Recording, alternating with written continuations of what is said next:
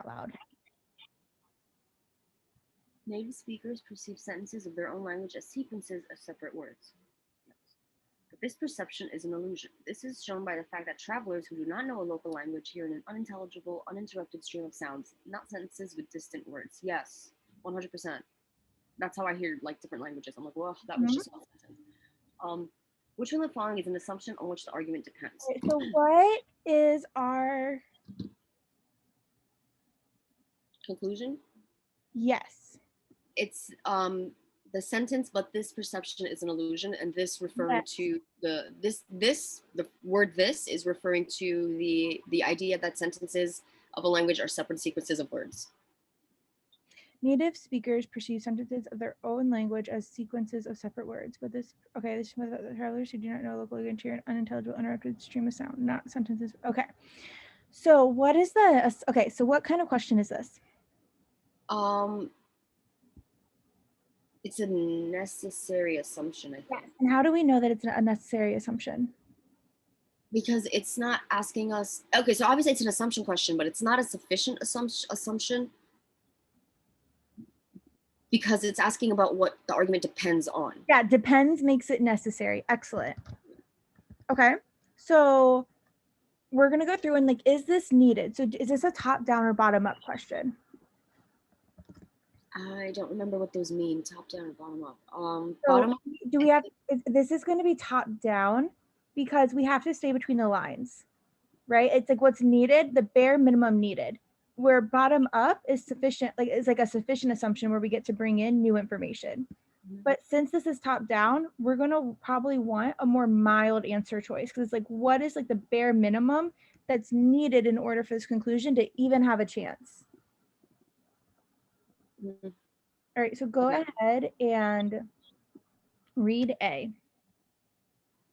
It is impossible to understand sentences if they are in fact uninterrupted streams of sound. We never said anything like that, and it doesn't depend on that. So yeah, like what happens if it's possible to understand sentences if they are like, does that do anything? No, the argument doesn't depend on A at all. Excellent. All right, what about B?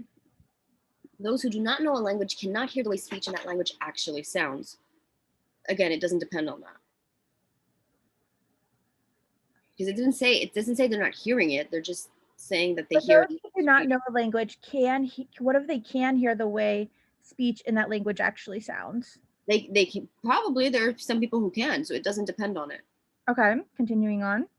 People pay less close attention to the way their own language sounds than they do the way unfamiliar language sounds. So I pick this. But let me see. People pay less attention to the way their own language sounds than they do to the way an unfamiliar language sounds. So are they paying more attention to an unfamiliar language? But if they're paying more attention to an unfamiliar language, then why would it be an uninterrupted stream of sound? And if people pay less attention to the way their own language sounds, they wouldn't notice that it's a separation of words. This perception is an illusion. So this idea that native speakers perceive sentences of their own language as sequences of separate words. I'll keep C open for now. Okay, but let's focus on people pay. But are we talking about people pay close attention to the way their own language sounds? Like, we're not even talking about, like, are we comparing those that pay like own language to unfamiliar sounds? Like, we say that, like, does it matter that they pay less attention? Is that needed? What if they do pay more attention? Does that destroy our conclusion at all? No. No, it doesn't matter how much they pay attention. All we're trying to show is that this perception is an illusion. It has nothing to do with how often we pay attention to something. Because let's say they pay more attention to their own language, but they still have that illusion. Well, they could pay attention to their language. They could pay more attention to their own language and still have that perception could still be an illusion. Yes. Accomplished non-native speakers of language do not. Yeah, I got rid of this right off the bat just by reading the word accomplished because there's nothing to indicate anything about this. Accomplished non-native speakers of a language do. Yeah, we don't care about non-native speakers because even if they do perceive sentences as stream of sounds, that's not, we're talking about native speakers. We don't care if they're accomplished or not. So okay. It has to be E now, but native speakers' perception of their own language are not more accurate, yes, than are the perceptions of people who do not know the language. Okay, so what this is not saying, because my instinct is to say, oh, you're saying people who don't know the language are more accurate than native speakers. That's not saying that. It's saying that native speakers are not more accurate. Yes. Okay.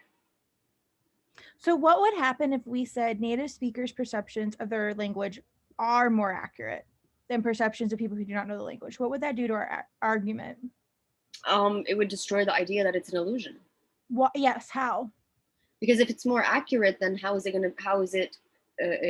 their perception an illusion if it's accurate? It's like their perception. That's not why. Okay, this is wrong because it pokes it destroys our support.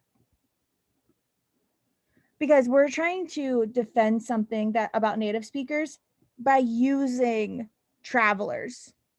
And so we can't use someone like does that make sense? It does, but I think I'm more inclined to say like the perception is an illusion, and then saying that their perception of language is more accurate. I'm more inclined to think like, okay, you have to assume it's not accurate. It's not more accurate in order for it to hold. Because if you're saying it's accurate and then you're saying it's an illusion, that's inconsistent.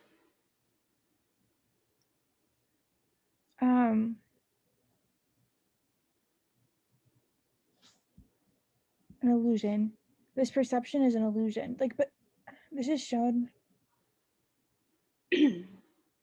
Native speakers' perceptions of their own language are more accurate. But just because they're more accurate, doesn't mean that they're accurate at all. Like, I can be more accurate than you and still be like, I can shoot basketball hoops better than you and still be better and still not be accurate. What we need to be true is that native speakers are not more accurate than these local people. And since they're not, their perception is an illusion because these people don't notice it. Mm-hmm. Does that make sense? Yes. So we're basically putting them on the same level, saying that. Yeah, because what would happen if native speakers had a better perception of themselves than people that don't speak their language? Then we wouldn't know that this perception is an illusion. But since native speakers' perceptions are not more accurate than people that don't know the language, those other people's perception is accurate. And we need that to be true. Yes. In order for us to be able to say that this perception is an illusion. Yes. So if I'm understanding correctly, we're saying that travelers who don't know the language, what they're hearing is just as accurate, I guess, as what native people hear when they hear someone. Yes. Because if that's the case, then the perception is an illusion. If the perception were not an illusion, then travelers who hear this unintelligible, uninterrupted stream of sound, they would be the ones under the illusion. Yeah, we wouldn't know. We wouldn't know, at least. Yeah. So that's why it's E. This is a rough